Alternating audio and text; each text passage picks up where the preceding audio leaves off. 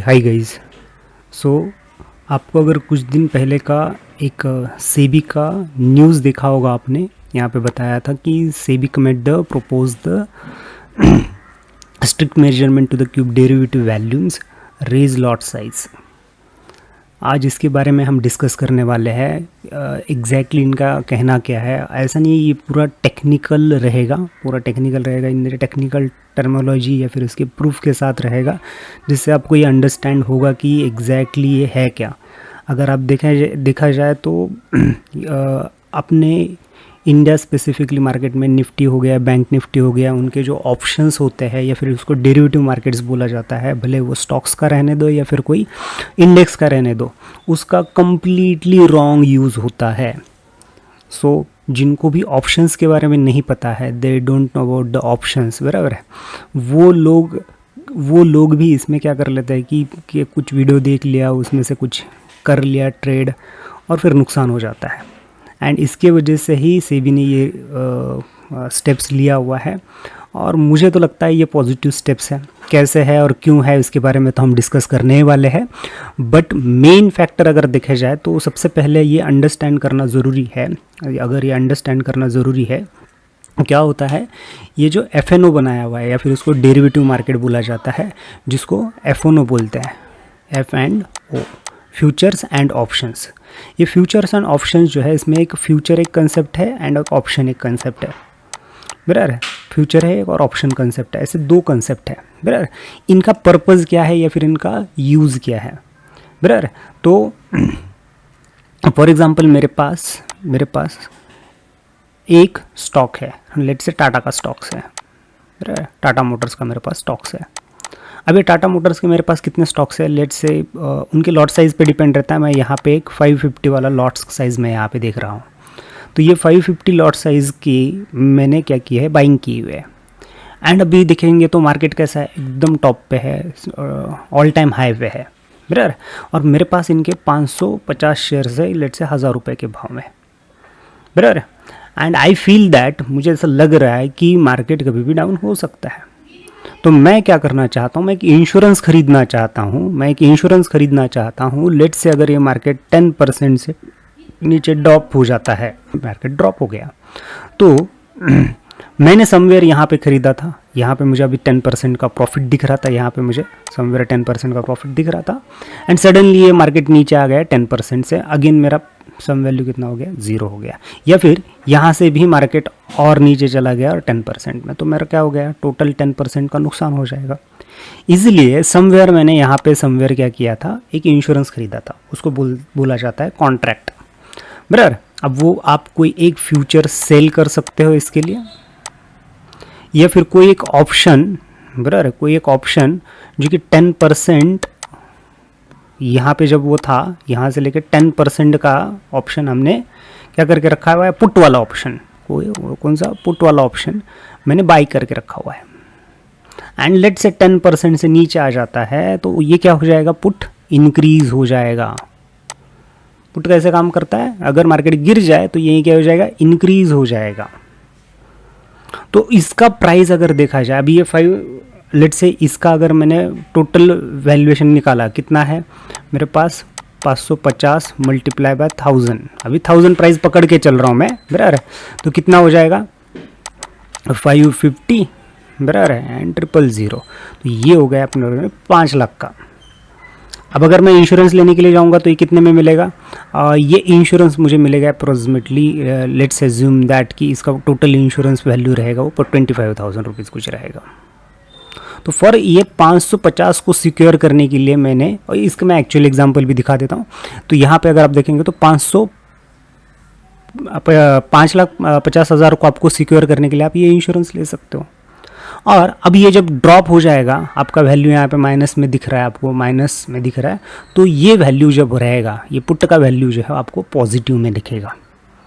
अब कितना पॉजिटिव में दिखेगा, 5,50,000 के पॉजिटिव में दिखेगा। एंड उसके पीछे रीज़न क्या है, बिकॉज ये काम ही वैसे करता है, इस हेजिंग के लिए ये इंस्ट्रूमेंट बनाया गया था, एफ एंड ओ, ये बनाया गया था फॉर दिस पर्पज़। लेकिन अपने यहाँ पर इसका गैम्बलिंग करके रख दिया है वह पूरा। एंड इसी रीज़न के वजह से सेबी ऐसे कुछ स्टेप्स लेना चाहता है, अभी तक स्टेप्स नहीं लिया हुआ है, ये स्टेप्स लेना चाहता है। क्यों? 5,000 10,000 में भी क्या कर रहा है, अब ये मेरे को यही है 25,000 मिल गए, मैंने ऑप्शंस खरीद लिया। उसके पीछे नहीं देखते कि टाइम वैल्यू कैसे काम करेगा, ये काम कैसे करेगा, कुछ नहीं देखेगा। अल्फ़ा बीटा गामा बहुत सारी चीज़ें रहती है। पढ़ाई में अगर अच्छे से की होती ना, पढ़ाई में थी है तब अच्छे से की होती तो समझ में आती।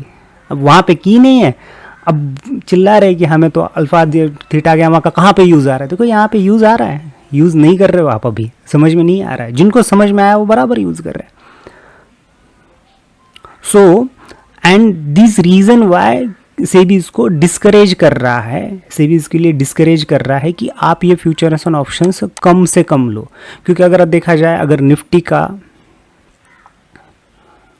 का ये क्या करेंगे, for out of the money का 10,000 रुपये कहीं तो इन्वेस्ट करेंगे। अब बिलीव नहीं करोगे, 10,000 आपका यूं ही निकल जाएगा, एक दिन में निकल जाएगा। फिर क्या करेंगे, और 10,000 लेके आएंगे, फिर ये निकल जाएगा। एंड इसी रीज़न के वजह से सेबी ने ये डिसीजन लिया हुआ है कि lot size by increase 20 lakh से 30 लाख। अब इसका मतलब क्या है, अगर आप देखोगे यहाँ पे करंट निफ्टी का, अगर आप लॉट साइज देखोगे, बराबर है, निफ्टी का लॉट साइज बराबर है, कितना है अभी 25 चल रहा है, बराबर। एंड करंट मार्केट जो है निफ्टी का चल रहा है, लेट्स से 24,500 हम पकड़ लेते हैं, बराबर। 24,500 करंट निफ्टी वैल्यू है, बराबर। तो ये क्या है, निफ्टी का है। यहाँ पे अगर आप देखोगे तो ये मल्टीप्लाई बाय ये अगर आप करते हो तो ये वैल्यू कितना आ रहा है, 6 लाख। अगर यहाँ पे मैं ये ऐड करता हूँ तो ये 6,12,000 के आसपास आ रहा है। तो इसीलिए फ्रीक्वेंटली पहले अगर देखेंगे तो लॉट साइज़ कितना था, 50 था, और निफ्टी कितना था, 15,000 के आसपास पकड़ लेते हैं। तो इसके आजू बाजू में घूमता है, ये डेली तो चेंज नहीं होगा, तो इसीलिए ये 7.5 लाख का दिखा रहा था। अब ये इंक्रीज होके कितना करने का है बोल रहे हैं, ये इंक्रीज करके एक अप्रोक्सीमेटली चलो पकड़ लेते हैं हम 25 लाख करने का चल रहा है। सेबी इसको डिसाइड क्या कर रहा है, 25 लाख, यानी कि लॉट साइज कितना हो जाएगा, दिस डिवाइडेड बाय, अगर करंट वैल्यू देखेंगे तो अप्रोक्सीमेटली लॉट साइज 100 करने का चल रहा है, जिसके वजह से आपका ये करंट प्राइस जो है वो इंक्रीज हो जाएगा 5% से, 5% से नहीं, 5 गुना बढ़ जाएगा, 5 गुना ये प्राइस बढ़ जाएगा। पहले अभी इतना था, अभी 5 गुना होने के बाद देखो ये अप्रोक्सीमेटली 5 टाइम्स है।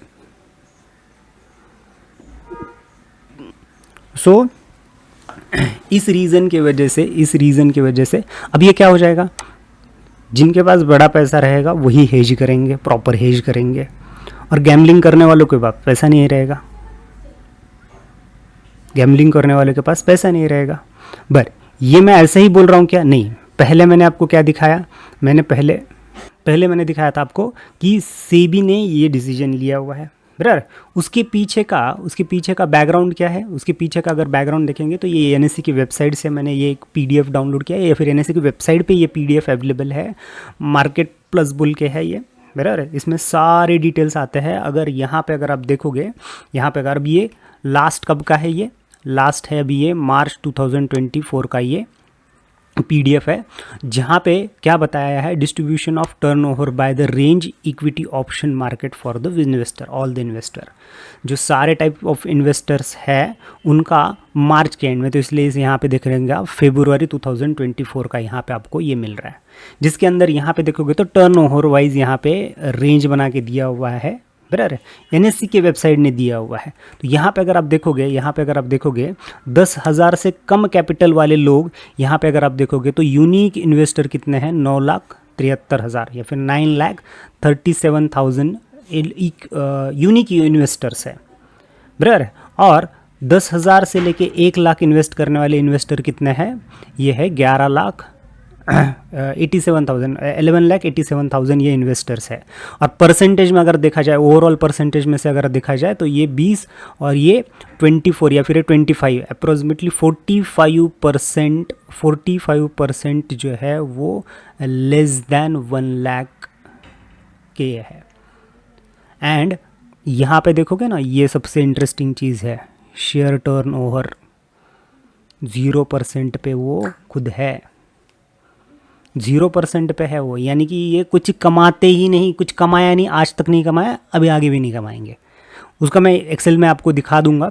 बराबर। उसके बाद अब ये हो गया 1 लाख से लेके 10 लाख के इसमें कितने हैं, 31% है, और 15 lakh approximately 15 lakhs unique investors है। मैं राउंड फिगर्स में बता रहा हूँ। 10 लाख से लेके 1 करोड़ के अगर इसमें देखेंगे तो आपको 90% मिल रहे हैं। और यहाँ पे अगर आप देखेंगे तो ये 9 लाख इन्वेस्टर यहाँ पे है।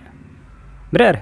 और 10 करोड़ के लिए 2 लाख के आसपास है, और 10 करोड़ से ज़्यादा वाले अगर आप इन्वेस्टर देखोगे तो ओनली 40,000 है। बराबर। लेकिन और इनका परसेंटेज भी कम है, ऑब्वियसली पैसे ज़्यादा है तो ये परसेंटेज भी कम दिख रहा है, बट इनका टर्नओवर देखो 74% वो पैसा लेके जा रहा है। अगर ये एवरेज निकाला जाए तो ये 74% पैसा निकाल के जा रहा है। अब मैं ये नहीं बोलूँगा कि इतना, एटलीस्ट इस रेंज में भी अगर आप आ जाते हो ना, एटलीस्ट ये रेंज में भी आप आ जाते हो ना, तो आपको समझ में आ जाएगा। क्यों मैं ये आपको एक्सेल सीट में इसके कैलकुलेशन करके दिखा देता हूँ, तो ये से भी नहीं किया हुआ, तो ये 45% जो लोग हैं ना, ये सब गैम्बलिंग कर रहे हैं। एक तो इंस्ट्रूमेंट बराबर नहीं यूज़ कर रहे, अगर कर रहे तो उसका ठीक से यूज़ नहीं कर रहे। और मैं एटलीस्ट कहता हूँ इस रेंज में तो आ जाओ, एटलीस्ट ये रेंज में आ जाओ। ये अगर है तो बहुत अच्छा है, बट इस रेंज में एटलीस्ट आ जाओ। क्यों बता रहा हूँ ये, तो मैंने एक एक्सेल प्रिपेयर किया हुआ है। यहाँ पे अगर आप देखोगे आपका कैपिटल, मैं 1 लाख से पकड़ता हूँ, 10,000 का पकड़ के कोई फ़ायदा ही नहीं है। बराबर। तो 1 लाख अगर मेरे पास कैपिटल है, 10,000 ही हो गया, 1 लाख अगर मेरे पास कैपिटल है, बराबर, यहाँ पे 1 लाख का मेरे पास कैपिटल है, मेरे पास लेट से 10 लाख का कैपिटल है,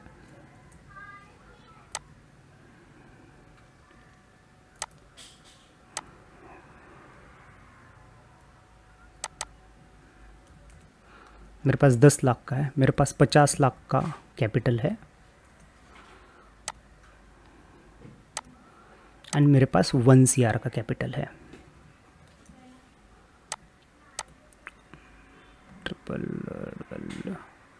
मेरे पास 1 CR का कैपिटल है। बराबर।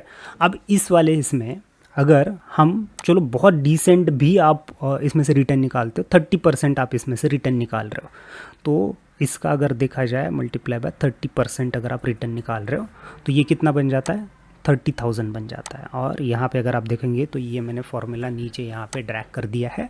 तो एक एवरेज इन्वेस्टर अगर देखा जाए तो उसके कैपिटल से हिसाब से अगर 30% भी ये कर लेता है तो ये काइंड ऑफ चीज़ें उसको दिख जाएगी कि ये फ़ायदा हो जाएगा। 10 लाख वाले को 3 लाख का फ़ायदा हो जाएगा। बस ये ईयरली पकड़ लो, मंथली पकड़ लो, जो भी पकड़ना है आप पकड़ सकते हो।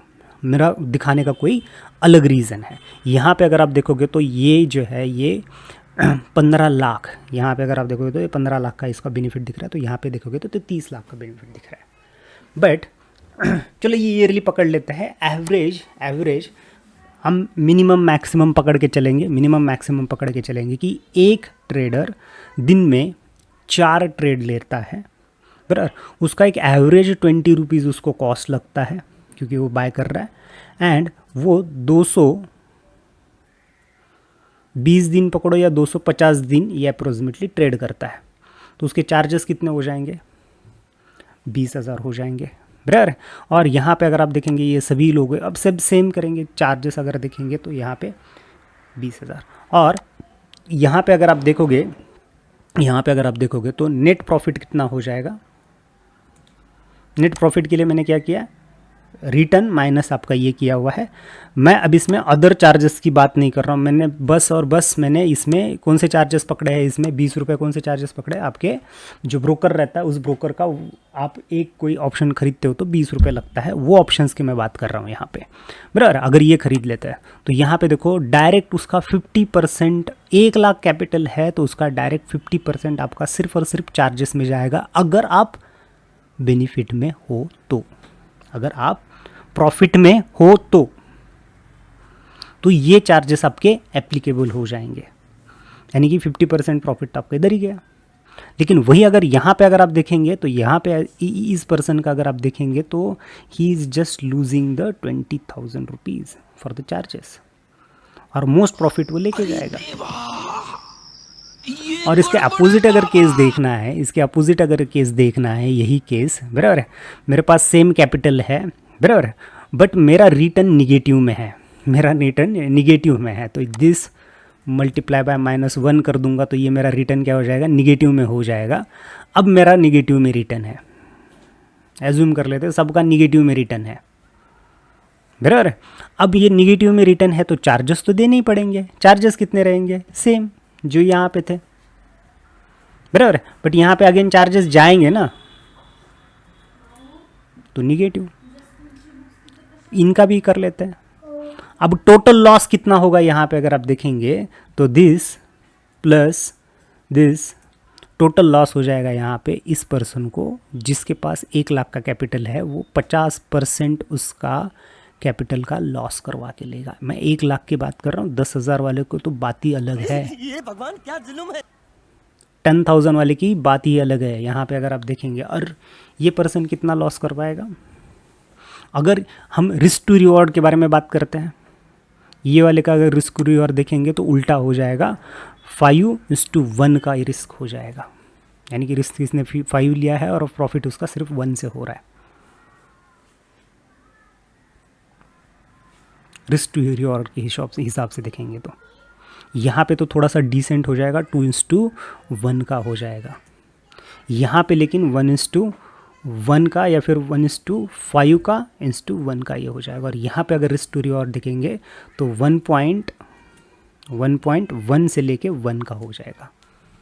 तो यहाँ पे रिस्क टू रिवॉर्ड के बारे में भी अगर हम बात करेंगे तो फार बेटर दैन इससे है। अब गैम्बलिंग कैसे होगा, लेट्स से किसी के पास 10,000 रुपये है, उसने लगाया, डूब गया, कभी फ़ायदा होगा बोल के और 10,000 ईजीली ले सकता है, बराबर है। लेकिन 1 लाख है, लॉस हो गया, 1 करोड़ है, लॉस हो गया।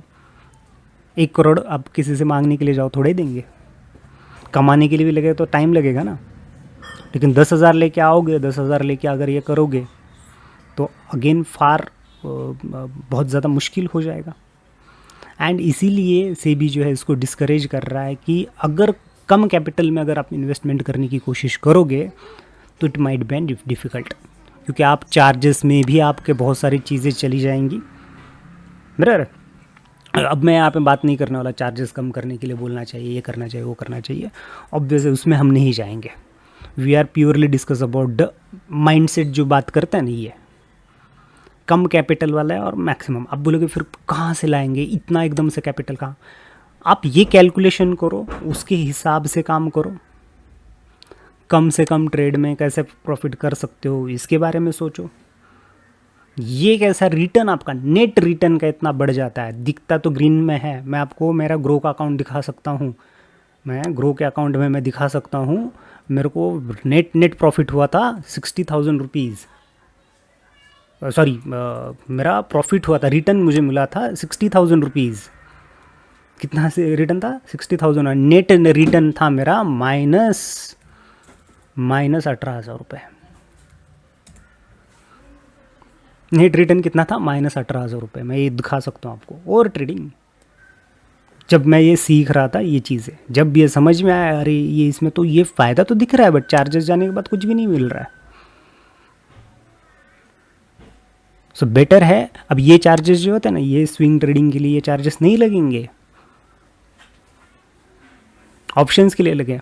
हाँ डेफिनेटली अगर आपका लॉट साइज़ के हिसाब से अगर कोई आप परचेस कर रहे हो शेयर्स, तो डेफिनेटली ये आप सिक्योर करने के लिए, आपका ये चीज़ सिक्योर करने के लिए आप इसका यूज़ कर सकते हो।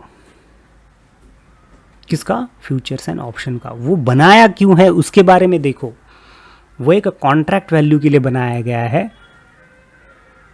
वो बनाया गया है किसके लिए? कॉन्ट्रैक्ट वैल्यू के लिए बनाया है कि अगर आप कोई कॉन्ट्रैक्ट खरीदते हो या फिर आप कोई इंश्योरेंस काइंड ऑफ चीज़ खरीदते हो, then you can see this kind of results.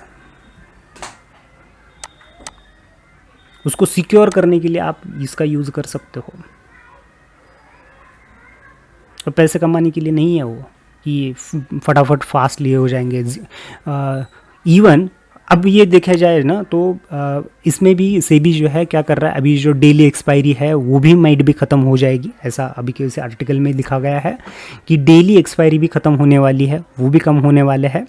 Second चीज़ ये भी होने वाला, अभी इसका प्राइस बढ़ जाएगा तो ये क्या हो जाएंगे, ये जो वैल्यूम है वो भी थोड़ा सा कम हो जाएगा उसमें से। और इसके तरफ डेडिकेटली स्टेप्स लिया जा रहा है। मैं तो वेलकम करता हूँ सेबी का ये स्टेप्स, कि इसके वजह से जो अननेसेसरी जो होने वाली चीज़ें हैं, जो इसका एक्चुअल यूज़ में आ रहा है ना, मैं तो रिकमेंडेड करता हूँ अगर आपके पोर्टफोलियो में स्टॉक दिख रहा है उसका ही आप डेरिवेटिव लो। अगर आपके इसमें ETF दिख रहा है निफ्टी का, उतने कॉस्ट का है, तो ही आपको ये ऑप्शन खरीदने के लिए देना चाहिए। मुझे तो ऐसा लगता है।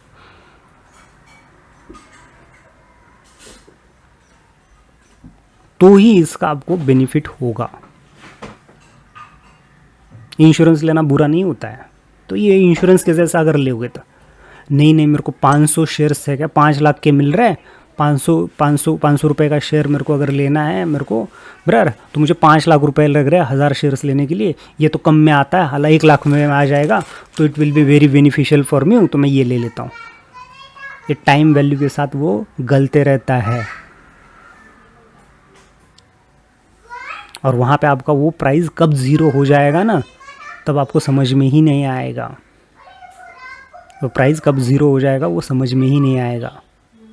तो 1-1 लाख यहाँ पे आराम से आपके नीचे चले जाएंगे। क्यों नीचे चले जाएंगे? वैल्यूम देखो इसका क्या होता है, कितना ठीक से देखो। Total premium turnover in CR है, 12 लाख करोड़ का ये टर्नओवर के बारे में बात कर रहे हैं। तो उन्होंने कैसे इन्वेस्टमेंट किए होंगे उसके बारे में आप एक सोचो। 10,000 लेके जाओगे तो कितना हो गया, 147 करोड़ हो जाएगा सिर्फ। सो इसका एक्चुअल यूज़ करने के लिए अगर से भी और स्टेप्स लेंगे तो it will be very easy हो जाएगा, ऐसा मुझे तो पर्सनली लगता है बराबर। सो ये था रिलेटेड टू एक सेबी का डिसीजन, जो मुझे तो अच्छा लग रहा है कि इसका अगर वैल्यू बढ़ जाएगा थोड़े से लोग डिस्करेज हो जाएंगे, एक्चुअल इन्वेस्टमेंट की तरफ जाएंगे, बराबर है। हम बहुत बार क्या करते हैं, बहुत सारी चीज़ें ओपन कर करके देखते हैं, इसके वजह से भी ये चीज़ें प्रॉब्लमेटिक होती है। So that's it for today guys, that's it for today, ठीक है। फर्दर मिलते हैं और इसका नेक्स्ट पोर्शन देखते हैं। Thanks guys, thanks for your time, have a nice day, bye.